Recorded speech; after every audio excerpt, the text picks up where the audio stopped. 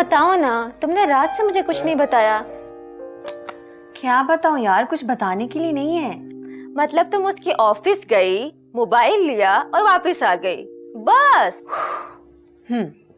बस।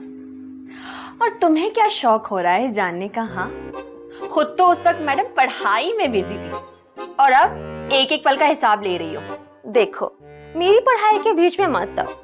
मैं ये जानना चाहती हूँ कि तुम दोनों के बीच में क्या बातें हुई। मैं क्यों बताऊं तुम्हें? हाँ, कुछ तो हुआ है जो छुपाया जा रहा है। हम दोनों ने क्या? हम दोनों ने लंच किया साथ में। ओह गॉड फसीहा, तो ये बात तुम मुझसे छुपा रही थी। हाँ यार, तो इसमें इतना पागल होने वाली कौन सी बात है?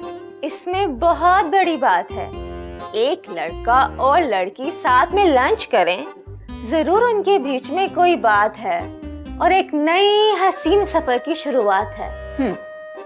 मैं जानती थी तुमने यही बकवास करनी थी, जब भी तुम्हें कुछ नहीं बता रही थी मैं। अच्छा बताओ ना, फिर कब मिल रहे हो तुम दोनों?